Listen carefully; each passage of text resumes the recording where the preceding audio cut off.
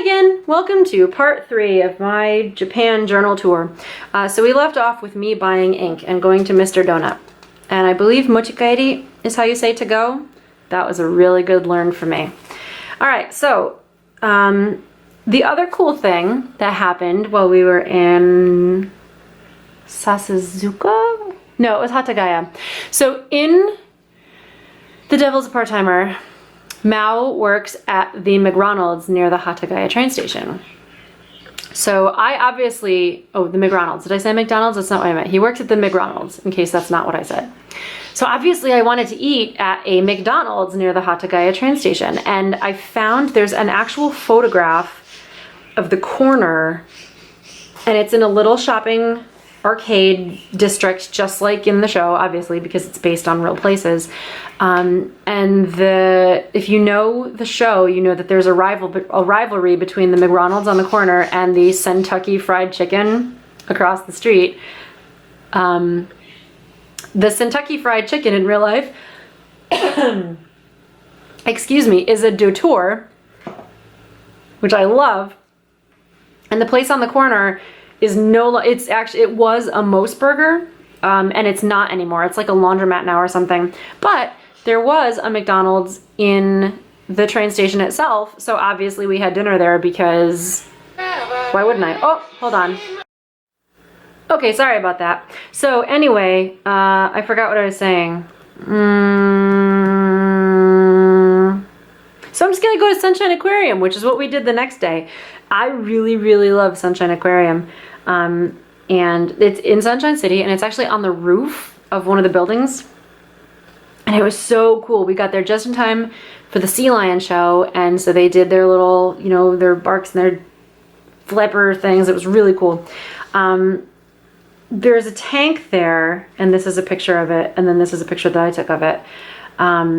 It's this huge, huge, huge tank, and it's got like rays and sharks and these giant fish, and it was so cool and so mesmerizing. Like, I love aquatic life. I love fish, I love sharks, I love whales, I love dolphins. Like, I love just the whole underwater world is so mesmerizing. And I could have sat and stared at that tank for hours, and Matt got so frustrated because I was just like staring, completely enraptured. It was really cool though. It's a cool aquarium. Lots of really good stuff there. Surprisingly, a lot of stuff for such a small space, but they planned it really well. So it's really, really cool. Oh, these are our tickets. There were all kinds of neato stuff. Dinner at Lotteria, blah, blah, blah. And then, so this kind of takes us to our last night in Japan. And on our last night in Japan, we went back, prior to our last night, we went back to the Sakura Cafe again to have desserts and just kind of hang out with Yuka and Mikiko a little bit. And then Yuka told us about a kabuki tour. So the Sakura Hotel and Hostel was offering a trip to see a kabuki show for the cost of 3,200 yen, which at the time with the exchange rate was maybe maybe slightly less than $30 per person. Going to see kabuki shows can often be kind of expensive. So it was awesome that we got to go for that little. And they did kind of a lesson before the actual play about how to appreciate kabuki. And so there was a TV personality there, and somebody else was there, and they kind of took us through, like they would do scenes, the actors, kabuki actors would do scenes, or like do effects of sound or like stage movements and stuff, and then they would kind of take us through what it was, what was happening, and how it worked, and how the theater started doing that, and why they do it, and what it means. And it was so cool because you got to learn a little bit about the theater and the techniques before actually seeing a show, which was really, really fantastic. And the show that we saw, and this isn't part of my journal obviously, but it was this one, and this obviously I cannot read. Well, it's not, maybe not obviously, but I can't read Japanese, so I can't read this.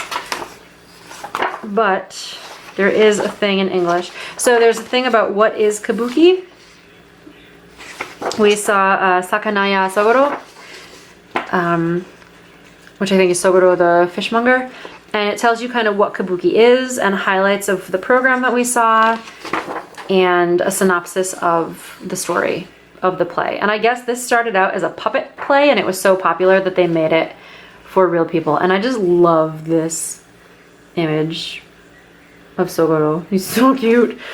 And this actor who played Sogoro was amazing. He was so fantastic.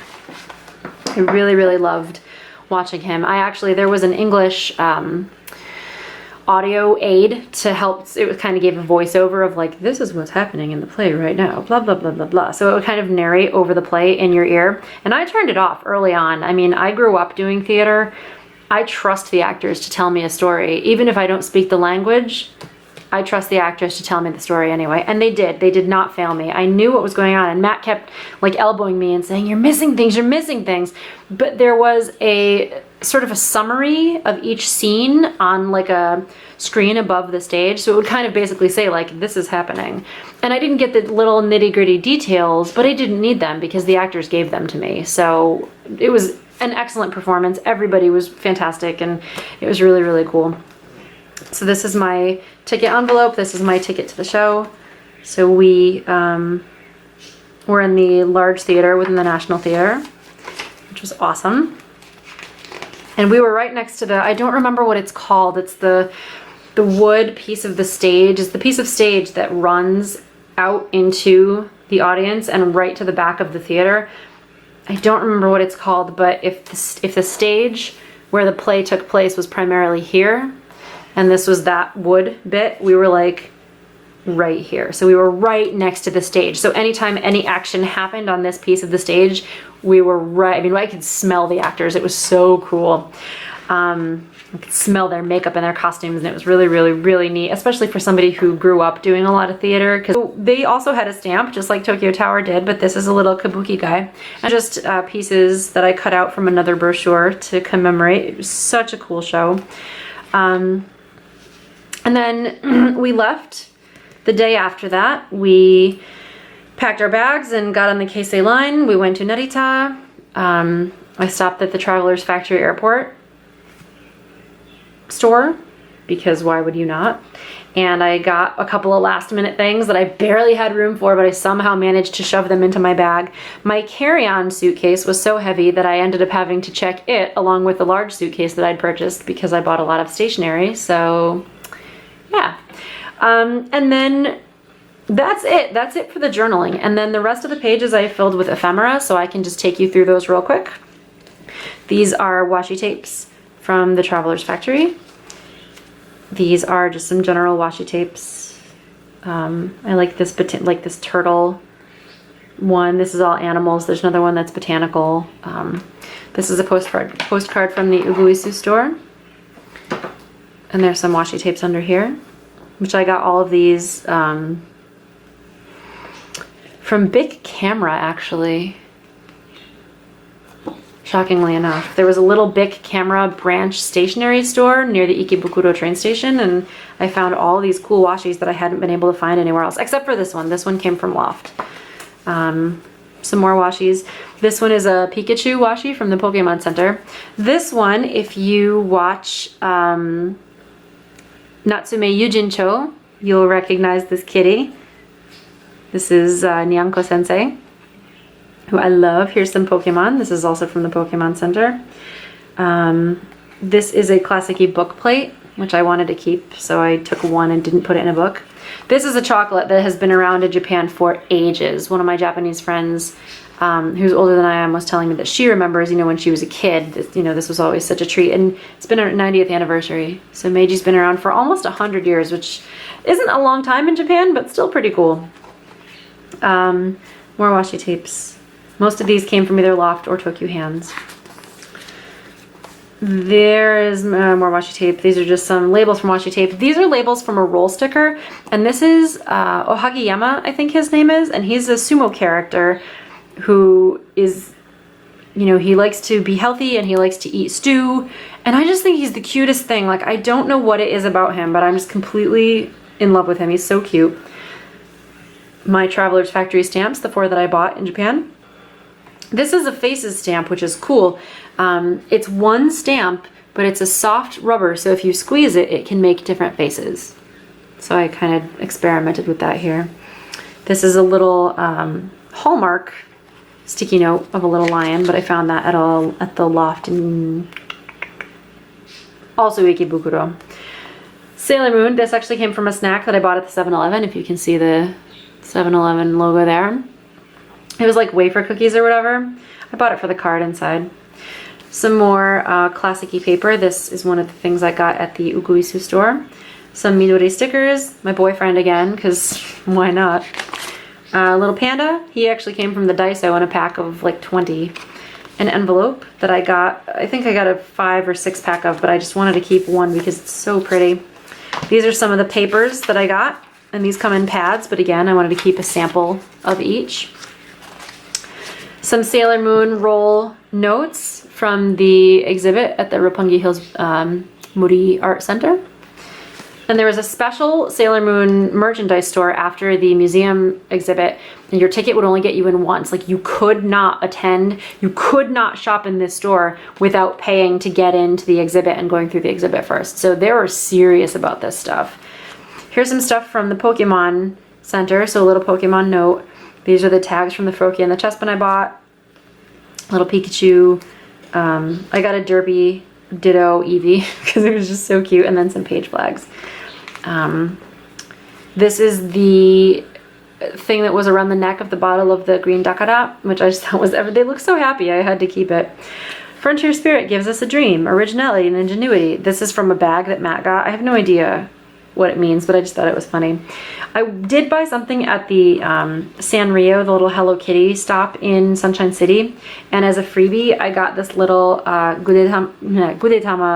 It's actually a nail file, but I pulled the nail file part off the foam and pasted it in here because I'm not going to file my nails on him. It's so helpless and soft.